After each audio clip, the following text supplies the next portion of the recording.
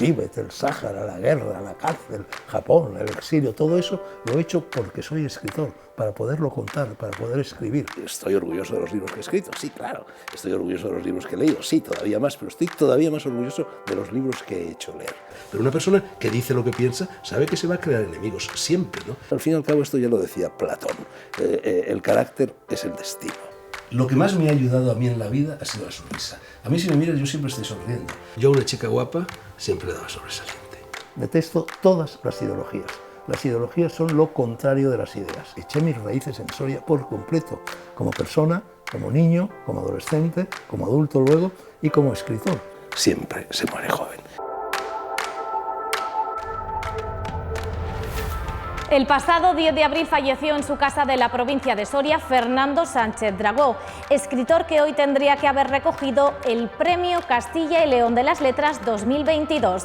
Por este motivo hemos recopilado algunas de las entrevistas que el autor concedió a lo largo de su vida a Castilla y León Televisión. Fernando Sánchez Dragó comenzó a leer con tan solo 3 años y a escribir también a una edad muy temprana, por lo que deja a su muerte, como también destacó el jurado del premio que hoy no ha podido recoger, una amplia y sólida obra. Bueno, yo muchas veces hablo de esta habitación como del taller.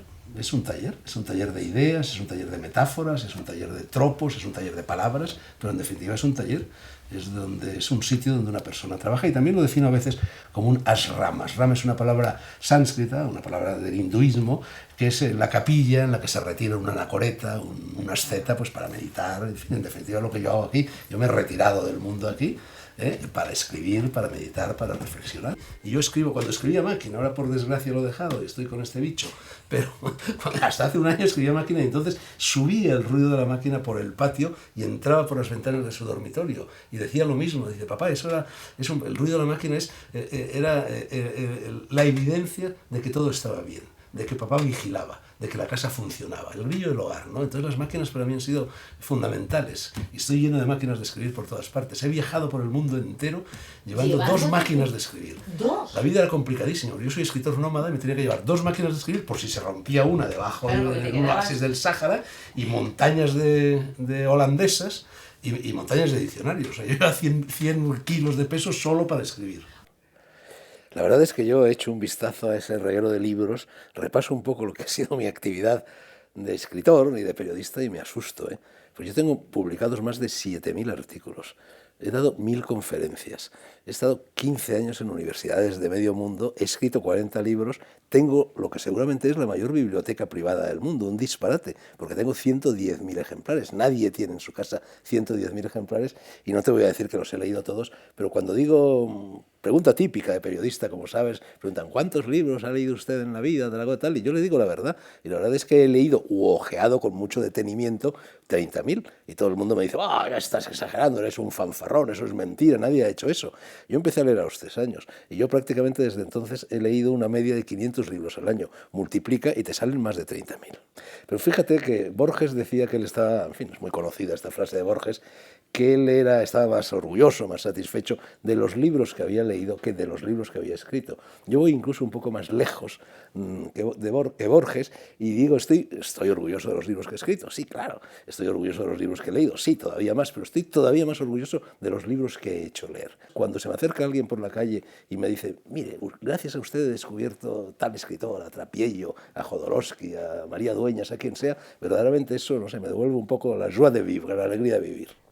Bueno, en Los Caminos del Corazón, en ese libro precioso que a mí me gusta releer de vez en cuando, ahí hay una frase en la que dices que si algo has aprendido en la vida es a no querer cambiar la forma de ser de los demás. Claro, es decir, yo descreo mucho de los salvapatrias, ¿no? Y efectivamente me he dado cuenta. Claro, ese libro, tú dices, ese es en cierto modo el más significativo de mis libros, porque todo escritor, e incluso toda persona, hay un momento en su vida en la que te cruzas con tu destino, hay un momento que te va a marcar. En fin, hay eso que Stefan Zweig llamaba momentos estelares de la historia, de la humanidad o de la historia de cada persona.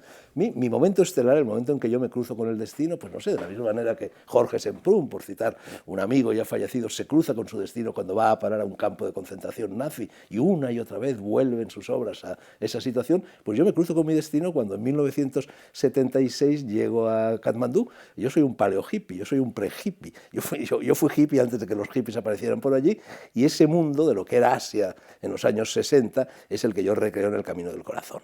Pero tu pregunta, en fin, aparte del Camino del Corazón, venía a cuento del escepticismo que me produce la tentativa de cambiar a la gente, de cambiar los pueblos, de cambiar la historia, de cambiar la sociedad.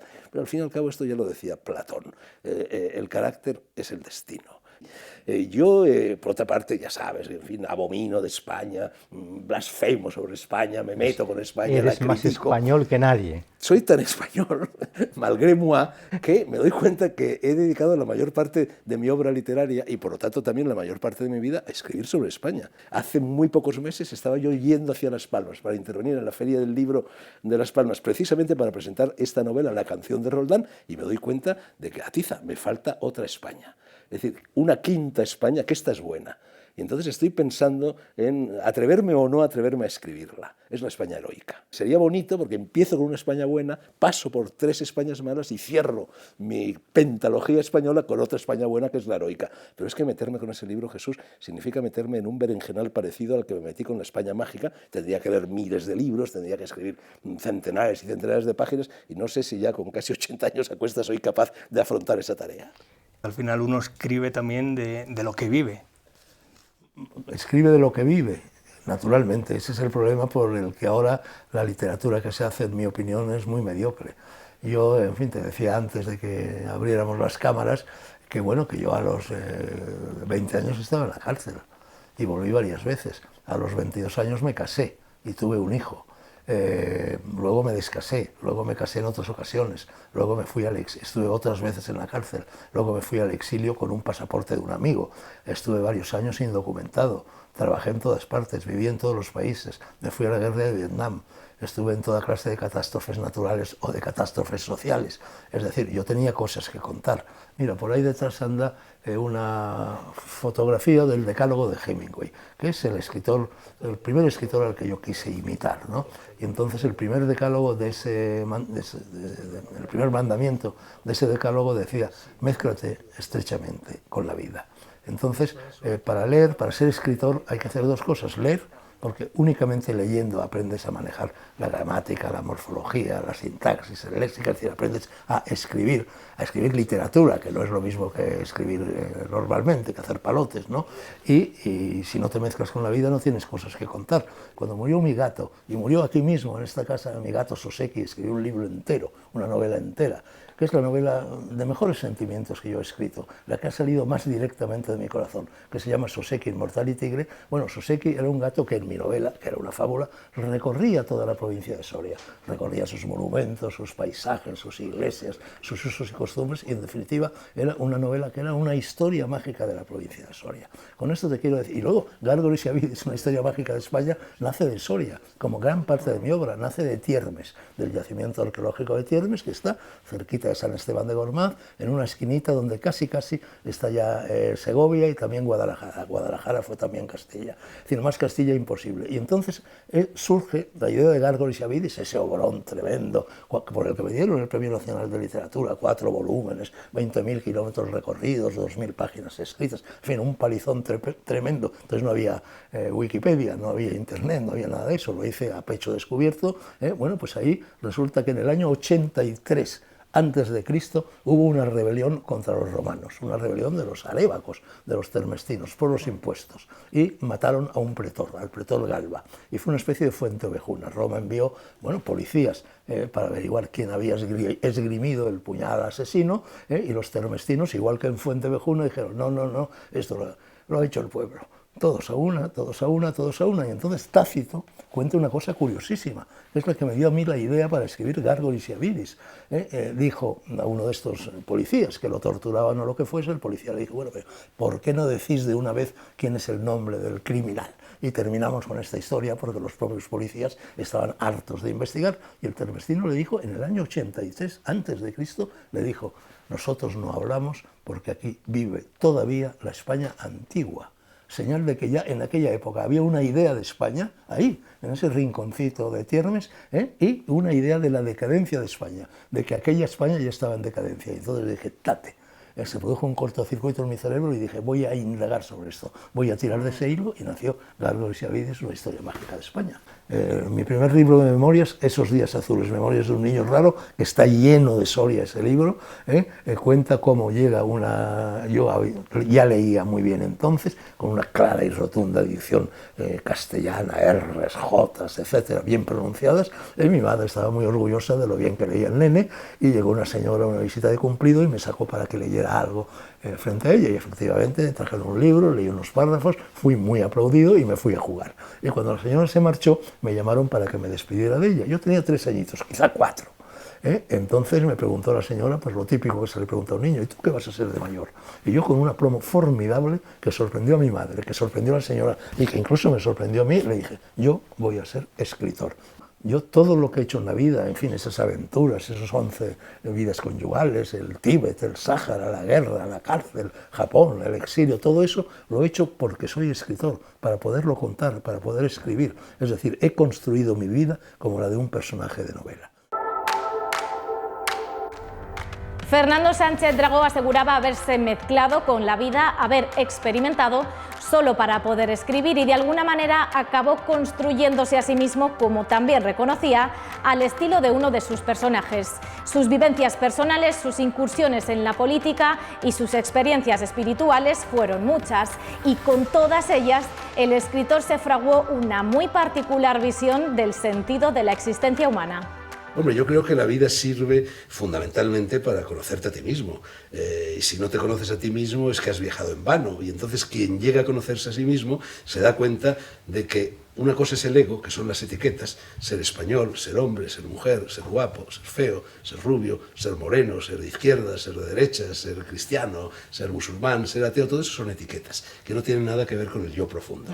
Entonces, a medida que vas dándote cuenta, descubriendo tu yo profundo, pues te vas desposeyendo de etiquetas y entonces ya no tienes ni nombre, ya no eres Dragó. Y fíjate que en la India, cuando nace un niño, por lo menos antes, no se le ponía nombre. Se le ponía un nombre provisional y se esperaba a que ese niño encontrara su verdadero nombre. Entonces yo me he puesto mi verdadero nombre, es Dionisio. Es el dios griego Dionisio, lo dionisíaco, ¿no? Lo hemos visto además a la entrada. Claro. Entonces, bueno, el protagonista de todas mis novelas, que son autobiográficas, es Dionisio, porque ese es el nombre que yo he escogido, es mi nombre de guerra, es mi nombre de verdad. ¿Sigues hablando con tu padre cada día? Sí. Mi padre es curioso porque, sobre todo a partir del momento en que me puse en marcha para escribir esa novela, Muertes Paralelas, que precisamente es en Valladolid, donde enganchan a mi padre, donde lo detienen y lo matan en Burgos. Cuando me puse a escribir esa novela, la figura de mi padre, al cual yo no conocí, claro, sin embargo llegó a tener tal presencia y tal fuerza en mi vida, casi superior a la de mi madre. Y a partir de estos momentos, a partir de ese momento, yo entablé una relación curiosa, porque claro, yo en estos momentos, yo tengo mucha más edad de la que tenía mi padre, lo matan el día en que cumplía 27 años.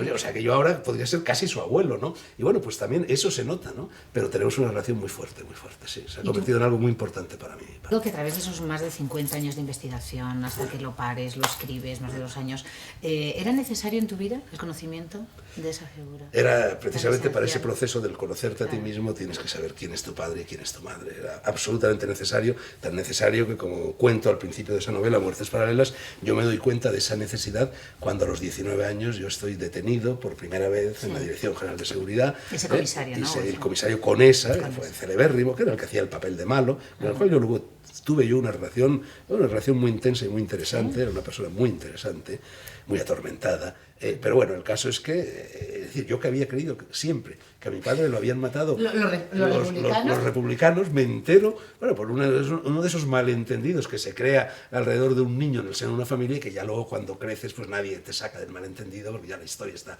más o menos enquistada, no olvidada, pero enquistada. Total, que yo me entero de boca del comisario Conesa, detenido yo por antifranquista, de que a mi padre no lo habían matado quienes yo creían, sino nosotros, los nacionales, ¿no? Y entonces ahí es cuando yo, 19 añitos, empiezo a concebir esa novela que tardo 50 años en escribir. Yo quiero que en mi tumba figuren Ha llegado a lo más Mi bajo. nombre, bueno, no estaría mal, ¿eh? Si mi epitafio no estaba, llegó a lo más bajo, ¿no? Bueno, de hecho estás ahí en el suelo, llegaste a lo más bajo, ¿no? No, pero Pío Baroja, al comienzo de sus memorias, decía, soy hombre humilde y errante. Yo también, yo soy hombre humilde y errante, hay que ser muy humilde. La humildad es importantísima en la vida. En África hay un proverbio que dice que el mono, cuanto más sube en el árbol, más se le ve el culo, ¿eh? Así que con la humildad por delante, ¿no? Pero, esto que venía. Genial. Que lo que me dijo este personaje. Lo de los enemigos. Sí, pero hombre, si tú dices lo que piensas, te vas creando enemigos. Los políticos, ¿qué son? Personas que no se quieren crear enemigos, que van al supermercado y dan la mano a todo el mundo, sonríen a todo el mundo, a los niños, a las viejas, a los buenos y a los malos, ¿no? Claro. Entonces, no se crean enemigos. Bueno, se los crean, porque son tan bobos que se los crean, pero por lo menos no se los quieren crear. Pero una persona que dice lo que piensa sabe que se va a crear enemigos siempre, ¿no? Los enemigos son importantísimos. A un hombre se le mide por la cantidad de enemigos que tiene y también por la calidad de los enemigos que tiene. Ahora bien, a mí me gusta tener adversarios, no enemigos. El adversario viene contra ti, pero hacia ti. Entonces, eso es muy noble. El enemigo no. El enemigo es siempre traidor. O sea, tú en esta casa toses y se caen 10 objetos. Porque claro, mi autobiografía está escrita en las paredes no solo de esta casa, sino también de la de Soria y también de la de Madrid. Pero al mismo tiempo he ido acumulando tal cantidad de objetos. Claro, he vivido en tantas partes, he hecho tantas cosas, que he ido acumulando muchos objetos. Si yo ahora volviese a nacer, yo tendría un facsímil de la celda de Carabanchel en la que yo estuve detenido cuando era joven, que son 4 paredes blancas, un retrete, una mesita muy sencilla, una litera y 12 metros cuadrados, y nada más. ¿Lo demás sobra? Sobra, todo sobra en la vida. Mi filósofo favorito, y quizá mi personaje favorita de toda la historia universal es Diógenes, el cínico, el perro, como se le llamaba, que vivía desnudo en Atenas, en un barril, se masturbaba en público, follaba en público, y al cual Alejandro Magno nada menos acudió a él para ofrecerle lo que quisiera. Y le dijo, delante de su barril, le dijo a todo el emperador, el dueño del mundo, Alejandro, ¿no? Le dijo, lo único que quiero es que no me quites el sol. Eso es sabiduría. Dicen que tienes el elixir de la eterna juventud. Bueno, estoy en estos momentos escribiendo un libro que saldrá en el mes de septiembre, que se llama Shangri-La, el elixir de la eterna juventud. Porque, bueno, yo me limito a aplicar el viejo concepto pagano del mens sana in corpore sano. Lo más importante es tener la conciencia tranquila, es decir, la mens sana. Pero si eso va apoyado a su vez pues en un vehículo, que es el de nuestro cuerpo, pues hay que cuidar el cuerpo. Y yo siempre he cuidado el cuerpo. Yo siempre he procurado hacer las cosas con sensatez, aplicando el viejo principio del santuario de Delfos de nada en exceso. Todo se puede hacer, pero nada debe hacerse en exceso.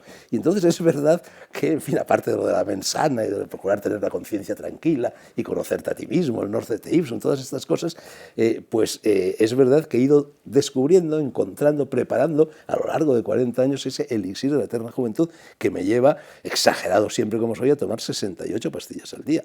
Entonces, la historia de cómo he ido encontrando esas pastillas, la historia de mi relación con la mens sana y el cuerpo sano, es lo que estoy escribiendo en este libro. Fernando, ¿química o de herbolario? No, son todas naturales de herbolario, menos, bueno, hay 2 o 3 cositas de nada, por ejemplo, 150 miligramos de ácido acetilsalicílico, en fin, que hay que tomarlo por estas cosas del corazón y del sistema cardiovascular, etc. Bueno, es todo cosas naturales.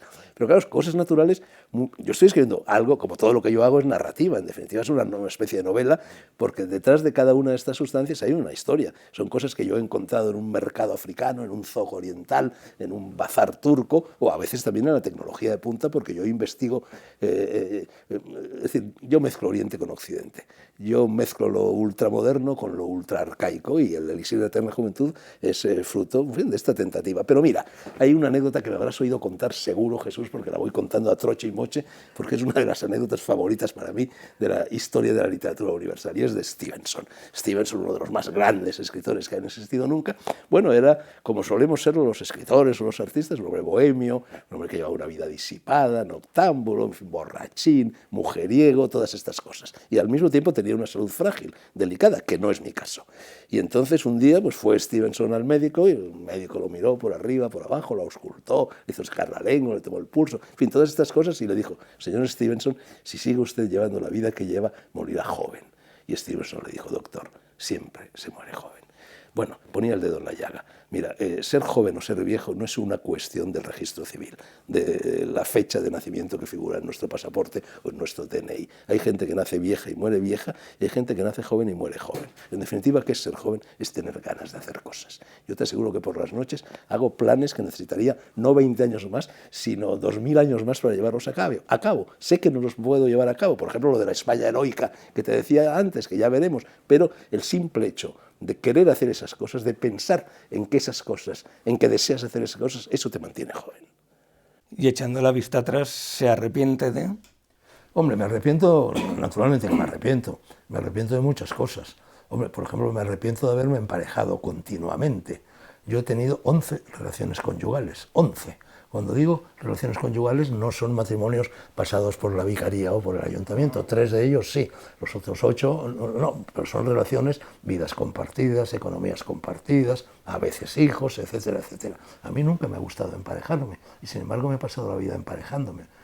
Es absurdo. Bueno, pues naturalmente que me arrepiento de haberme emparejado tantas veces a lo largo de mi vida. Yo me emparejé, bueno, tuve mi primera novia, pues lo típico, a los 18 años, y desde entonces he estado siempre emparejado, excepto cuando murió Franco. Cuando murió Franco, prodigio, yo volví del exilio y durante 9 mesecitos, no duró más, estuve sin pareja. Los 9 meses más felices de mi vida, la libertad. José María Álvarez, uno de los poetas novísimos, dice que cuando se rompe una relación y hoy se marcha ella, porque lo dice un chico, bueno, si no podía ser él, pero bueno, y oyes el pestillo de la puerta al cerrarse, te dices, vuelvo a ser yo.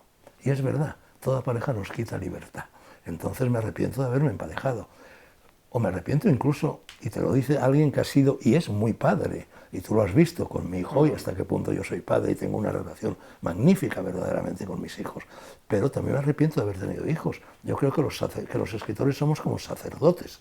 Mi filosofía es la del Tao, que es la del Carpe Diem, que es la del Hic et Nunc, que es la del aquí y ahora. Una cosa que desespera bastante a las gentes de mi entorno es que cuando se plantea la más mínima cosa, es decir, vamos a ir al Burgo de Osma a comer, y a lo mejor eso lo dicen a las 10 de la mañana, y yo digo, bueno, ya se verá. Digo, de aquí a las 2 de la tarde pueden pasar muchas cosas.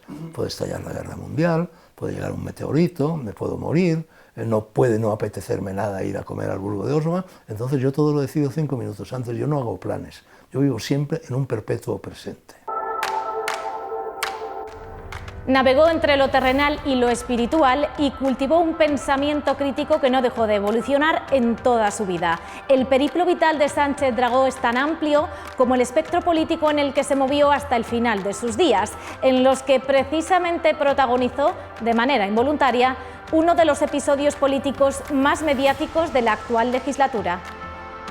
También tus pensamientos han sido un sinvivir a lo largo de tantísimos años. Y me parece sanísimo evolucionar, cambiar. Han sido lo que debe ser un pensamiento. Claro. Una obra en marcha. Ahí está. Un pensamiento, si no se mueve, no es un pensamiento. Me parece fantástico. Se convierte en una ideología y deja de ser una idea. Entonces, lo normal es que una persona que piensa vaya probando todo. ¿Y qué te ha ido cambiando? ¿La experiencia, la vivencia en otros? ¿Qué? ¿Cuándo has sido en esa evolución? Todo. Te va cambiando todo lo que es la vida y te va cambiando sobre todo el ir poco a poco comprobando de que ningún pensamiento encierra la vida, de que todos los pensamientos en cierto modo son falsos. Y entonces vas abandonando pues todas las ideas que vas teniendo sobre las cosas y vas poco a poco depurando, desnudándolo todo. ¿Y ahora cuál tienes? Yo nunca fui de izquierdas y nunca he sido de derechas, yo nunca he sido de nada.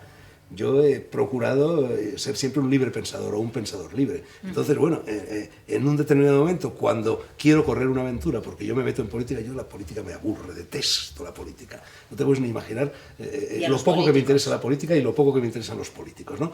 Pero la única aventura que yo podía correr a los 18 añitos era la aventura del antifranquismo. Claro. Entonces me meto en esa aventura y la única forma de meterse era por la izquierda. No había una oposición de derechas a Franco, por lo menos no era heroica y aventurera como la que yo buscaba. Pero entonces me meto ahí por eso y bueno, entonces digo, sí, soy comunista. Pero yo no fui nunca comunista. Yo nunca leí un texto comunista. A mí me aburrían como una ostra Lenin, Engels, Marx, imagínate, como una ostra, ¿no? Y yo recuerdo que cuando estaba en la cárcel, estaba contado también en las Muertes Paralelas, estábamos ahí con todo el fervor revolucionario, todos éramos comunistas y cayó en nuestras manos un número del Paris Match, aquella revista, donde había un test para averiguar cuál era tu postura política. Entonces todos lo hicimos ahí religiosamente, entonces recuerdo la escena en una celda, todos mis compañeros, camaradas del Partido Comunista, esperando a ver que resultado arrojaba yo. Sí. Entonces me van haciendo la pregunta, yo contesto, van haciendo la pregunta, yo contesto, y al final el que estaba haciendo la suma se queda perplejo y me dice, Fernando, das liberal.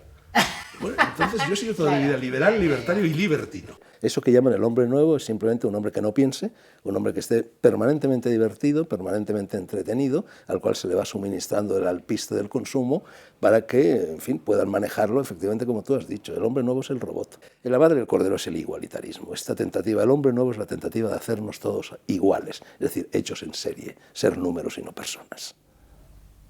Pero bueno, Europa, la cuna de la cultura, nos salvará de todo eso, ¿no, Fernando? Bueno, Jesús, decir que Europa es la cuna de la cultura es una petulancia de los europeos.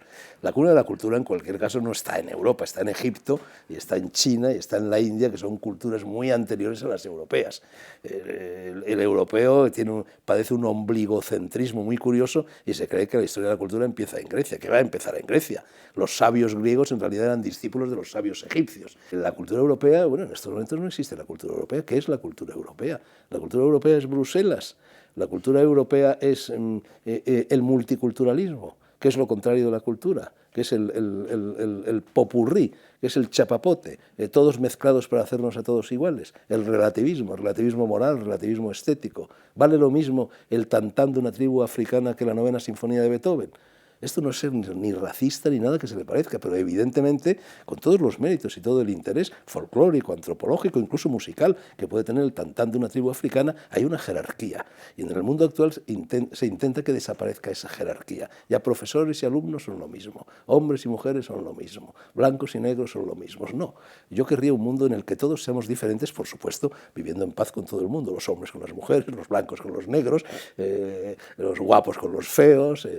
La democracia se ha convertido en Europa y probablemente en otras partes del mundo también en un instrumento de confiscación. Tú sabes que en España en estos momentos la presión fiscal total, el IRPF, los directos, los indirectos, el IBI, en fin, las mil y un gabelas que hay por todas partes, es del 83%.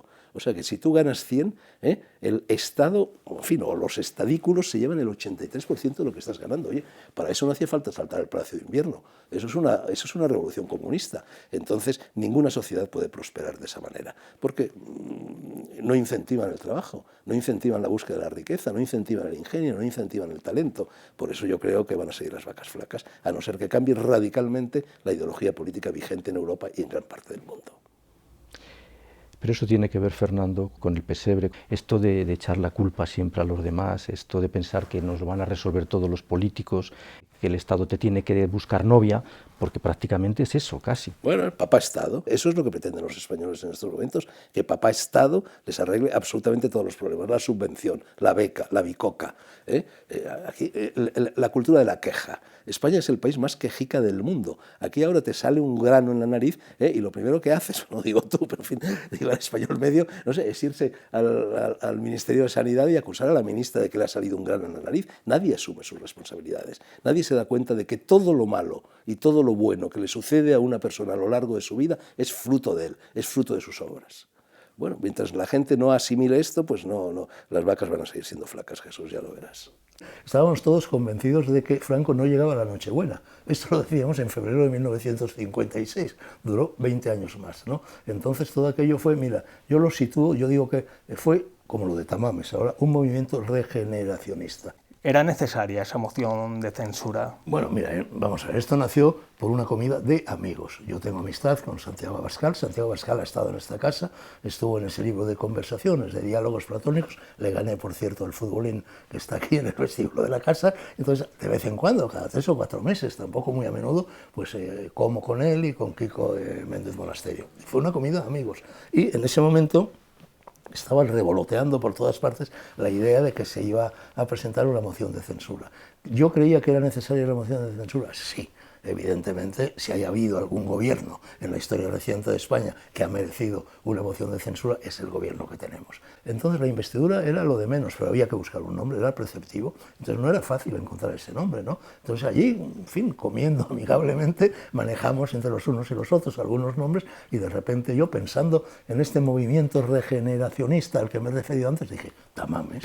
un hombre de prestigio, un hombre autor del libro más importante de economía que se haya escrito en España en los últimos 70 años, que no tenga flancos débiles, cuya trayectoria sea impecable, tanto desde el punto de vista moral como social como económico. Dije, Tamames. Entonces a mí me parece que eso ha sido importantísimo, importantísimo, y además te aseguro que yo he recibido, que me convertí en involuntario, en anecdótico protagonista, inductor de este nombre, he recibido decenas y decenas de tweets y de comentarios por aquí y por allá, agradeciéndome que lo haya hecho, porque Tamames por lo pronto nos dio una lección de buen hacer, una lección de buena educación, una lección de serenidad. Nos demostró cómo se hacía antiguamente la política, cuando la gente sabía hablar y cuando la gente estaba bien educada. Ahora no. Ahora es curioso que en España, para ser, vamos, el oficio más humilde que imagines, no sé, barrendero municipal, tienes que presentar ciertos estudios, que aprobar ciertos exámenes, que rellenar ciertos formularios. Ahora, puedes ser jefe de gobierno siendo un perfecto analfabeto. Es un delirio. Parece que antes, no sé si el puritanismo o el conservadurismo era más patrimonio de la derecha, y ya entramos en ese ámbito del reduccionismo que es izquierda y derecha, ¿no? Pero sin embargo ahora parece que se lo ha apropiado, no sé si está de acuerdo la izquierda. Bueno, pero es que por lo pronto el concepto de izquierda y de derecha ha desaparecido. La derecha se ha izquierdizado y la izquierda se ha derechizado. Y como decía Ortega y Gasset, ser de derechas o de izquierdas es una de las infinitas maneras que tiene el ser humano a su disposición para ser un perfecto imbécil. No hay que ser ni de izquierdas ni de derechas. ¿Qué es eso? Entonces lo que sí se produce en el mundo es lo que en la novela de Arthur Koestler, El cero y el infinito, se llama la ley del columpio. El mundo oscila, el mundo zigzaguea. Entonces hay un periodo de desenfreno, de libertinaje, por así decir, y luego llega un periodo de puritanismo. Luego pasa el periodo del puritanismo y vuelve lo libertino y vuelve el libertinaje. Y eso sucederá. En estos momentos estamos efectivamente viviendo una tremenda oleada de puritanismo. Quizá la mayor oleada de puritanismo que ha sufrido la historia de la humanidad, porque el puritanismo es el peor de los fascismos, porque es el que se mete directamente en nuestra cama. ¿Qué ha pasado en el pensamiento de Ramón Tamames, de Fernando Sánchez Dragó, en su vida para pasar de un extremo a otro? Esa transición, ¿cómo se hace? ¿Y qué ha pasado en mi cara? Tengo arrugas, tengo canas. ¿Y qué ha pasado en la tuya? ¿Y qué ha pasado en la de Pilar Cernuda? ¿Y qué ha pasado en la de Fernando Jauregui? ¿Y qué ha pasado en la de Albert? Si va cambiando la cara, ¿no van a cambiar las ideas? ¿No va uno evolucionando? Hemos ido evolucionando todos a lo largo de décadas enteras. Tú fíjate que de los que intervinimos, de los que estuvimos, insisto en estar y no ser, de los que estuvimos en el Partido Comunista en 1956, todos nos fuimos, unos antes, otros después. El último que se fue es verdad, Ramón Tamames, que fue muy gracioso como me enteré yo. Estaba en la Plaza de Toros de las Ventas, estaba yo sentadito en un tendido y 4 o 5 filas más arriba estaba Ramón. Y de repente, superando con su poderosa voz el fragor del gentío, Fernando, Fernando, alzó los brazos así y me dijo, que me he ido del partido. Y yo le dije, ya era hora, Ramón, él es el último, que seguías allí. Y así son las cosas, hemos evolucionado, por favor.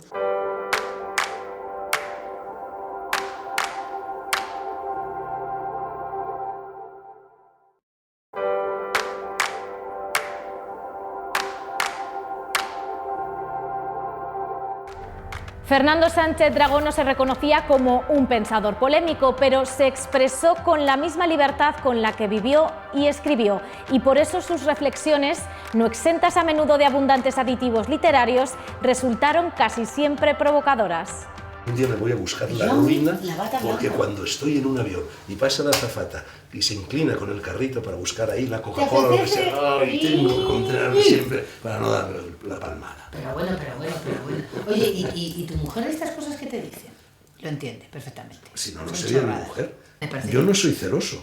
Y no soporto que la gente sea celosa. Los celos, eso es horrible. Eso es una enfermedad espantosa. Eso es el origen de los malos tratos. Eso es cosificar a la otra persona. A mí no me gustan las mujeres decentes. A mí me gustan las mujeres indecentes. Así que me gusta que las mujeres tengan vida sexual propia, aparte de la que tengan conmigo. En este caso la pregunta era, ¿qué es lo que siempre metes en tu maleta, en tu mochila cuando te llevas de viaje? Y entonces yo dije, la verdad, yo siempre meto un par de medias o varios, porque se suelen romper, y un liguero. Porque para mí eso es fundamental, que la mujer lleve medias y liguero, no panties, medias de verdad. Y como ahora la mayor parte de las chicas no lleváis ni medias ni liguero, pues yo las meto en la maleta por si alguna pasa por delante, se las dejo poner y quitar. Yo he sido 13 años profesor de universidad, nunca en España, en distintos países de la Tierra. Yo a una chica guapa siempre le daba sobresaliente. Eso no quiere decir que a las feas las suspendiera. Era justo. Yo no suspendía nunca a nadie. Los profesores no están para juzgar, están para enseñar, no para juzgar. Y ya, si la chica guapa llevaba minifalda, matrícula de honor. La sonrisa hay que sonreír siempre. Hay que sonreír incluso cuando hables por teléfono. La sonrisa es el arma más poderosa que existe y desde luego es lo que más me ha ayudado a mí en la vida ha sido la sonrisa. A mí si me miras yo siempre estoy sonriendo. Yo nací con la sonrisa puesta y espero morir con la sonrisa puesta. Mi gato Soseki, fíjate que hay un pasaje en este libro que he escrito que es un paisaje, hombre, con mucha entraña, con mucho sentimiento. Y es cuando yo me marcho, mi gato muere el 28 de noviembre, ahí, en ese montacargas, el Minotauro, está ahí detrás. Bueno, y entonces yo me voy el día 28 de diciembre solo para poder escribir el libro sobre mi gato a Bangkok. Y a mediados del mes de diciembre, de enero, yo estaba volviendo, después de haber cenado, volviendo al hotel en el que vivía en Bangkok. Entonces suena el teléfono que llevaba en el bolsillo y era Naoko, que se había ido a Japón en esos días para dejarme solo, para que yo pudiera escribir. Y entonces me dice, no, papi, que es como me llama ella, me dice, es que hoy se cumple el 49º día desde la muerte de Soseki. Y según el budismo en Japón, a los 49 días es cuando el alma definitivamente se desengancha de los seres amados, de los lugares donde ha vivido y ya vuela, se va por esos mundos de Dios, ¿no? Y yo me quedé así un poco tal, y digo, bueno, ya colgué, llegué al hotel y estaba cepillándome con un cepillo eléctrico los dientes en el lavabo y de repente, en el mismo momento en que hora, minuto, día, se cumplían los 49 días de la muerte de Soseki, empiezo a oír unos maullidos de gato intensísimos y desgarradores. ¿Un gato? Al principio digo, bueno, me estoy volviendo loco con el libro de mi gato. Sí. Salgo, un gato en un hotel de Bangkok rodeado de rascacielos, de asfalto, de coches. Salgo por allí, recorro los pasillos, bajo al jardín, la piscina, subo a la habitación, abro el armario, miro debajo de la cama a ver si por algún extraño vericueto había allí un gato. No había gato, ¿no? Entonces digo, bueno, esto es Soseki que se está despidiendo. Entonces ya salgo al jardín, esto no sucedió así, esto lo he inventado, lo he añadido, lo he fabulado yo en el libro, salgo al jardín, miro hacia arriba y veo efectivamente que Soseki se va alejando. ¿Y cómo se va alejando? Como el gato de Cheshire en Alicia en el País de las Maravillas, con una enorme sonrisa, que es lo último que se ve de él, pero con una diferencia. El gato de Alicia era un gato agresivo, era un gato con dientes. La sonrisa de mi gato no tenía dientes. Y lo que pasa es que, claro, he sido un padre, pues hombre, un poco como el de papá, el de Pipi Calzas Largas, claro, un padre que se iba, venía, el caballo. Venía de repente y le regalaba un mono, cualquier cosa, ¿no? Un oso perezoso, le traje en cierta ocasión a Ixa. Pero bueno, no, la verdad es que, mira, el milagro de mi vida es que con lo que ha sido mi vida, con 7 mujeres que he tenido, con exilios, cárceles, vivir por aquí y por allá, he conseguido crear una familia ejemplar, donde mis 3 hijos, que son todos ellos hijos de madre diferente y que se llevan 10 o 12 años entre sí, bueno, formamos piña, vivimos juntos, viajamos juntos todos los años, una familia perfecta, ese es el milagro de mi vida. Pero, oye, Jesús, que es que tengo 4 hijos, pero es que cada hijo es de madre diferente. Y es que mi hijo mayor, que vive aquí arriba, tiene 57 años. Y mi hijo menor, ese tobogán que está ahí, evidentemente es suyo, yo no lo utilizo, tiene 3 años. Es decir, se llevan 54 años. Mi último hijo viene al mundo con dos nietos míos que son sus sobrinos. Viene, y uno de sus sobrinos tiene 24 años y la otra tiene 14. Bueno, es un verdadero disparate. Cada hijo es de madre diferente, de nacionalidad diferente, la madre, e incluso a veces hasta de raza diferente. Demasiados líos, ¿no? Miras la sociedad española o la sociedad universal y resulta que la mujer está detrás en todas partes. ¿Qué está pasando con Trump en Estados Unidos?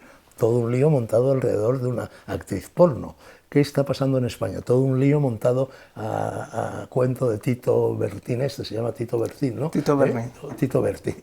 Y si han ido de puces o que si no han ido de puces y que si han ido al restaurante de la Plaza de Independencia en Madrid o no.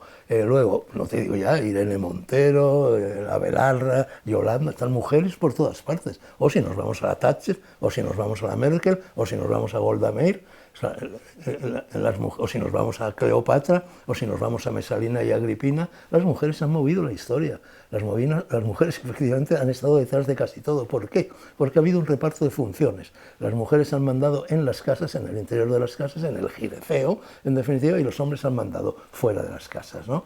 Pero donde se gobierna realmente una sociedad, ¿sabes dónde es? En la cocina. mi nombre siempre ha ido acompañado por la polémica, porque yo efectivamente, en fin, he incordiado bastante, he alborotado bastante. ¿Le gusta provocar a usted? No, mira, de mí se puede decir cualquier cosa, yo no me inmuto, no me importa, pero hay 3 cosas que me molesta que me digan, solo 3. Una, crítico literario, porque yo no soy crítico literario, soy escritor, es decir, soy enemigo de clase, por así decir, de los críticos literarios, y luego provocador o polémico. No, yo no polemizo nunca, si yo no discuto nunca, si yo estoy siempre buen humor.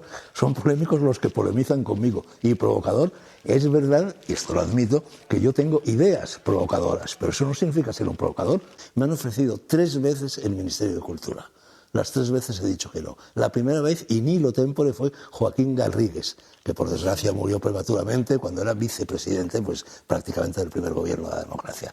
La segunda vez fue cuando yo capitaneé, di de hecho el discurso de clausura de la Operación Roca, con Antonio Garrigues, hermano de Joaquín, tal cual. Yo ahí iba in pectore, pronuncié el discurso en el Palacio de Congresos de Madrid, el discurso de clausura, que además está editado, Ideas para una nueva política cultural.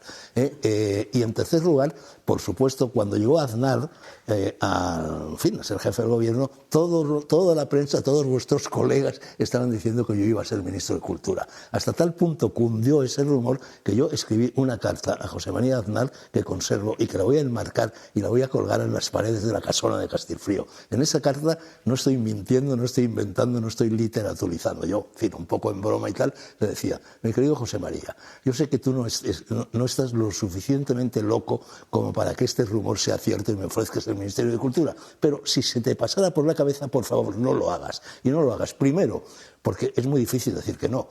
En fin, es casi una afrenta si te ofrece el Ministerio de Cultura, ¿no? En segundo lugar, soy escritor y la curiosidad de ver lo que se cuece ahí, de estar un mes o 6 meses de ministro, me va a mover. Tercer lugar, el sueldo de un ministro yo no puedo vivir con él, porque yo tengo tales líos conyugales, de mujeres, de hijos, de nietos, por decir, que necesito mucho más dinero del que gana un ministro para mantener este cotarro. Y además, ya te aviso lo que voy a hacer. Lo que voy a hacer es, me voy a disfrazar de saharaui, y me voy a ir al Banco Azul vestido de saharaui y me voy a fumar un porro. Y encima me voy a llevar las meninas al comedor de mi casa. Señor Dragó. Evidentemente no me ofreció el cargo. Por su vocación de rescate de los marginados, de los heterodoxos y de los malditos de nuestra cultura. Así justificó su decisión el jurado del Premio Castilla y León de las Letras 2022, un galardón que también reconocía la vinculación de Fernando Sánchez Dragó con esta tierra. Precisamente de esta comunidad, escenario de algunas de sus novelas y del significado que le concedía a este premio, también habló el autor semanas antes de morir. Uno de los episodios cruciales de mi vida tiene que ver con Burgos, y es cuando terminé el bachillerato, buenas notas y esas cosas, y entonces mi madre y mi padrastro pues bueno, me llevaron a hacer un pequeño viaje por tierras cercanas a Soria, Zaragoza, Burgos, Castilla, etc. Y recuerdo que llegué a la Cartuja de Miraflores y vi, en fin, la celda de un cartujo que tenía ahí su pequeño huertecito, un camastro, una estantería con unos cuantos libros, una mesa desvencijada, y tenía yo 16 años, me volví hacia mis padres y les dije, esto es lo que yo quiero hacer en la vida. Bueno, pues lamento profundamente no haberlo hecho, Jesús. No te veo yo como Cartujo. Te veo como un hombre que ama la soledad, el silencio, pero Cartujo no te veo. Bueno, yo hubiera sido más bien monje giróvago, es decir, monje que va por el mundo. Eso sí. Y monje pecador, Eso que duda sí. cabe. Pero yo realmente, yo ahora vivo como un monje, Jesús. Yo no llevo vida social en absoluto. Yo, por ejemplo, cuando viajo, la gente piensa, uy, este hace unos viajes esplendorosos, se va allí a las Bahamas y se tumba en una hamaca con 2 mulatas a derecha e izquierda que le desgranan ¿Qué más quisieras uvas tú? en el Paraná. ¿Qué va? Si yo cuando viajo hago lo mismo que hago cuando estoy aquí, en Madrid, en Soria, donde esté, es estar 10, 12, 14 horas al día escribiendo o leyendo, y luego, bueno, pues ya a la hora de cenar salgo a dar una vuelta, y eso es todo. Y eso lo hago esté en Bangkok, esté en Tokio o esté en Castilfrío de la Sierra.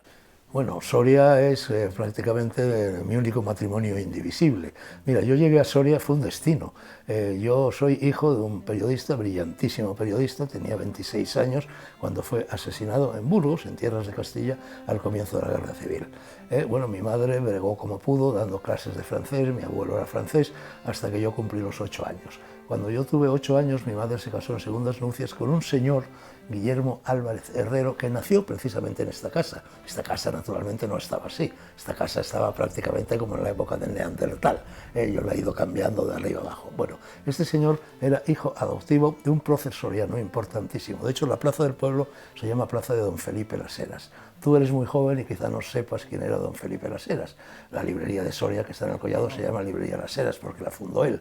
Él fundó el periódico, un periódico que a mí me gustaría recoger, que se llamaba un periódico diario, que se llamaba El Avisador Numantino, que es un nombre precioso. Al mismo tiempo fundó la Caja de Ahorros, es decir, fue un gran señor. Y nació en esta casa. Y mi madre se casó con este Guillermo Álvarez Herrero, que era su hijo adoptivo. Y entonces, cuando yo tenía 8 años, el 1 de agosto de 1944, yo llegué por primera vez a Soria para veranear y me quedé fascinado. Yo era un niño, en fin, muy aventurero, muy lector de novelas de aventuras, de películas del oeste, todas estas cosas, y sentí la misma sensación que si estuviera llegando a un pueblo de película del oeste. Soria entonces era una ciudad, bueno, muy humilde, ¿no? muy cercana, muy franciscana, de casitas bajas, todo el mundo se conocía, y llegó, recuerdo que bajé del autobús, venía lo que se llamaba el automotor, que venía desde Soria, tardaba 4 horas en llegar a la plaza donde estaba el Hotel Comercio, que paraba enfrente, que ahora ya no existe el Hotel Comercio. Y entonces bajé del autobús, siempre cargado con un bolsón de libros, algunos de ellos están aquí, y ¡guau! Me llegó viento serrano, me llegó olor a western, olor a película de John Wayne, por así, y me quedé fascinado. Y más fascinado me quedé aún cuando descubrí que mi padrastro, que era una persona excelente, que fue para mí como un padre, estaba estrechamente emparentado, y de hecho fuimos a vivir a esa casa con los dueños de la librería Las Heras. Con lo cual yo a los 8 años me encontré con toda una librería a mi disposición. Ahí en el Collado número 38, donde todavía tengo yo un piso, ¿no? Yo bajaba por las mañanas a la librería cuando abrían y con una escalera que la iba corriendo al hilo de las estanterías me iba leyendo prácticamente todos los libros que estaban allí. Eché mis raíces en Soria por completo, como persona, como niño, como adolescente, como adulto luego y como escritor, porque yo las primeras cosas que escribí las escribí aquí. Aquí descubrí a Antonio Machado. Por ejemplo, claro, descubrir en Soria Antonio Machado, bueno, era una especie de, en fin, de cortocircuito milagroso. Y recuerdo que me bajaba al río, me bajaba a lo que se llamaba la Chopera, donde estaba, en fin, la fábrica generadora de electricidad y la panificadora, y allí recuerdo que escribí mi primer verso. Y recuerdo lo que decía. Recuerdo, lo tenía yo 9 años, una cosa así, decía, desde el fondo de los valles siento respirar el río con ese aliento de vida que tienen los desvalidos. Y a partir de ahí me puse en marcha y Soria fue creciendo y creciendo y creciendo. Y además, claro, la lengua. Soria se habla un castellano magnífico, claro, Soria es, en fin, barbacana hacia Aragón en castellana tierra, como decían Antonio Machado, hablando de la curva de Ballesta, de San Saturio. Entonces yo eché los dientes como escritor aquí, claro. ¿Qué importa la afinidad ideológica si los méritos son en base a una obra vasta, extensa y de calidad? Esto es un premio literario. Yo tengo 53 libros escritos, he sido 2 veces Premio Nacional de Literatura, he sido 2 veces Premio Nacional del Gremio de Editores, he sido 2 veces Premio Nacional del Gremio de Libreros, he sido 2 veces, porque fui finalista y Planeta y luego premio Planeta, he sido premio Fernando Lara, he sido premio Espiritualidad Martínez Roca, he sido premio Ondas, he sido profesor de Historia y de Lengua y Literatura Española en 7 universidades de 13 países, he estado 50 años haciendo programas de libros, hablando con escritores en radio, en televisión y en prensa. Entonces, evidentemente, ese es un premio que se me da en función de mi trayectoria literaria. Y luego, por otra parte, a mí no se me puede adscribir a ninguna ideología, por una razón muy sencilla, porque yo no tengo ideología. Es más, detesto todas las ideologías. Las ideologías son lo contrario de las ideas. Hay que tener ideas. Las ideas son fruto de la reflexión, del pensamiento, de la cultura, pero las ideologías son como mariposas que se clavan con un alfiler en un cartón y que se quedan allí disecadas para siempre. El ideólogo no piensa, piensa el que tiene ideas. Quien tiene ideas no tiene jamás ideología. Y cuando yo me voy al exilio, estoy 7 años en el exilio y nada menos que en tierras japonesas, donde yo terminé, empieza a crecerme y a crecerme, bueno, por lo pronto la nostalgia de volver a España, que la siente siempre el exiliado. demasiado, ¿no? Y empieza a crecerme y a crecerme y a crecerme. Cuando vuelvo a España, ¿qué haré? Dije, irme a Soria. Quizá atraído también por el buen castellano, y efectivamente, me instalé en Soria, y desde 1970, que es el año en que yo vuelvo a Soria, hasta más o menos el año 2000, que es el año en que me instalo en Castilfío, durante 30 años, la única casa que yo tengo en España es Soria. Es verdad que viajo, es verdad que me voy a ir a Senegal, a Marruecos, a Kenia, a Japón otra vez, etcétera, etcétera, pero mi única casa estaba allí. Entonces, vamos, yo soy soriano por los 4 costados, más soriano que yo no hay nadie. ¿Cree de alguna forma que llega tarde este reconocimiento? Sí, llega tarde. Hombre, llega a los 86 años, a los 86 años todo llega tarde. Entonces, es verdad, concretamente fue en 1999, estuve a punto de ganarlo. Estas cosas se saben, se filtran, ¿no? Y bueno, hubo una zancadilla política, como es usual en este tipo de actividades, y ahora por fin se me concede este premio, hombre, que para mí tiene una alta significación, precisamente por mi vinculación, no solo a las tierras de Soria, que es, hombre, es muy poderosa, sino a toda Castilla y León. Bueno, mi acercamiento, digamos, mis contactos con Vox se remontan hace 5 o 6 años, cuando hago amistad con Santiago Abascal. O sea, mi actividad literaria, periodística, etcétera, etcétera, es infinitamente anterior, así que es ridículo, ¿no? ¿Cómo va a ser su discurso? ¿Va a ser cuidadoso? ¿Va a ser políticamente incorrecto? ¿Va a contestar a todas estas críticas que le están llegando últimamente? Truman Capote decía, nunca te rebajes contestándole a un crítico. Yo voy a hacer un discurso generoso, yo voy a hacer un discurso cultural, yo voy a hacer un discurso literario, yo voy a hacer un discurso de vinculación con las tierras de Castilla, de León y sobre todo de Soria. Yo no voy a hacer la más mínima alusión a la política. A mí la política no me interesa, a mí la política me aburre. Yo me he ido a vivir a un pueblecito soriano en cuyo censo es de 22 personas que no viven allí, donde puedo estar meses y meses sin cruzarme con nadie por las calles. Yo soy de campo. Entonces la política no me interesa ni poco, ni mucho, ni nada. Yo no sé nada de política, no me informo, porque me aburre. De hecho, usted dice que su casa verdadera está... Lo haré con mucho cuidado, con mucho cuidado literario, pero yo soy muy escrupuloso, muy profesional. Vivió sin miedo y aseguró no temer tampoco a la muerte, algo de lo que por supuesto también habló abiertamente. Fernando Sánchez Dragó falleció a los 86 años en Castilfrío, en la provincia de Soria, y allí también ha sido enterrado. Su literatura, sus apariciones televisivas y algunas de sus más controvertidas confesiones forman parte ya de la historia. Oye, el ataúd este estupendo que tienes, que me ha encantado. Bueno, oye, la vida es un memento moris, tienes que Vamos a hablar de un poco el museo recordar que tienes aquí, en todo momento que la muerte acecha, tienes que llevar a la muerte por compañera y todos los días, por eso tengo un ataúd delante.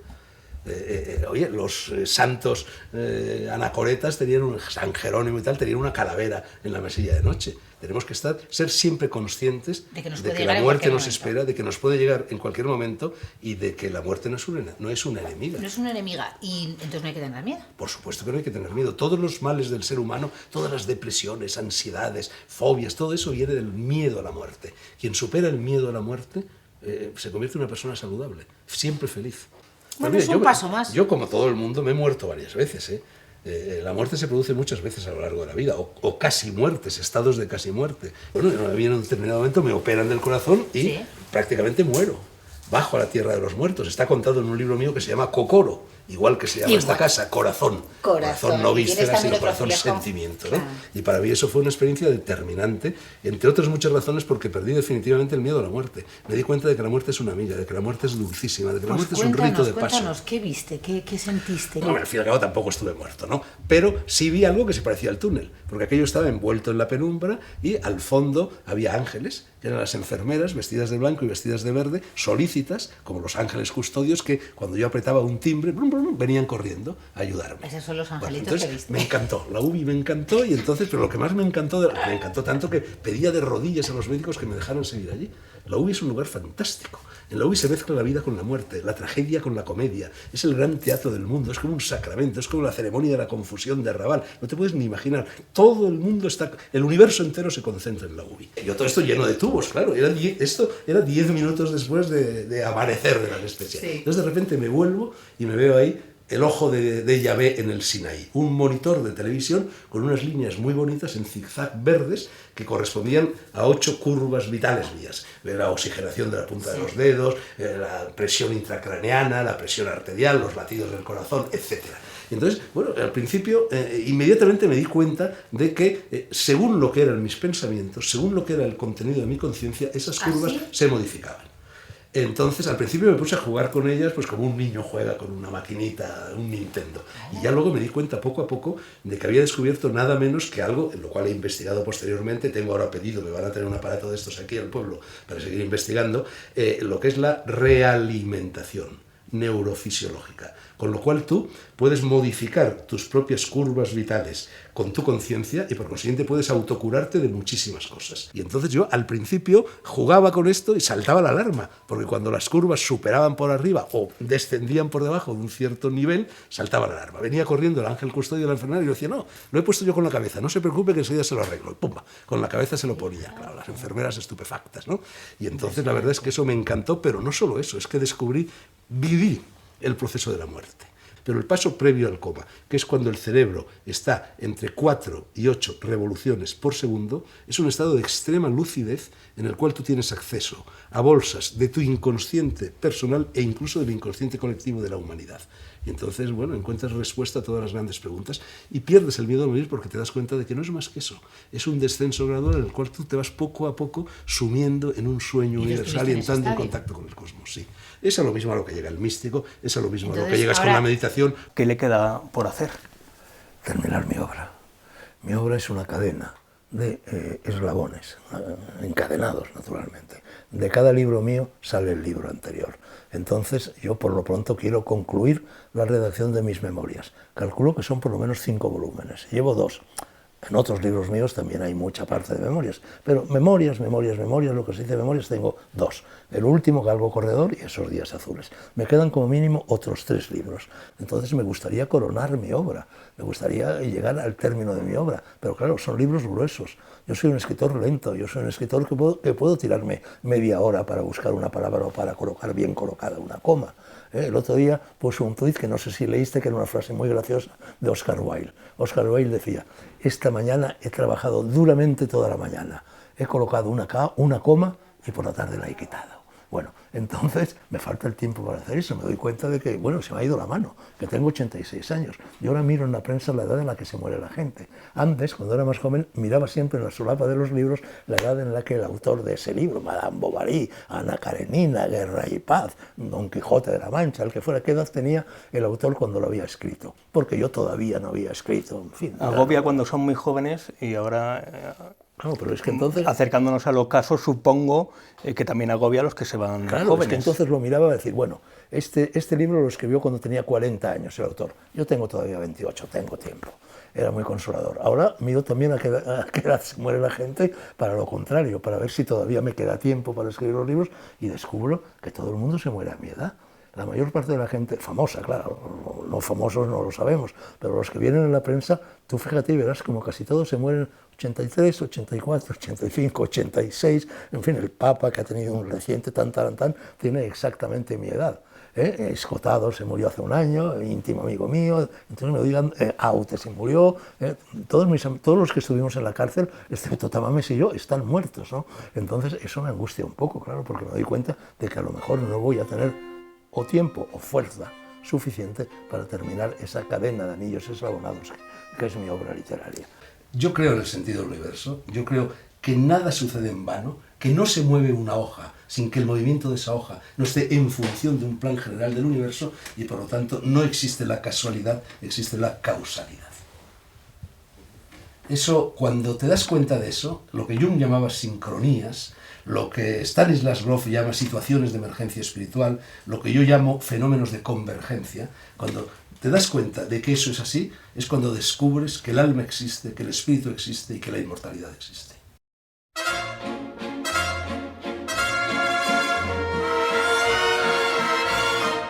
Cet air qui m'obsède jour et nuit, cet air n'est pas né d'aujourd'hui. Il vient d'aussi loin que je viens, traîné par 100 000 musiciens. Un jour cet air me rendra folle, 100 fois j'ai voulu dire pourquoi, mais il m'a coupé la parole. Il parle toujours avant moi et sa voix couvre ma voix.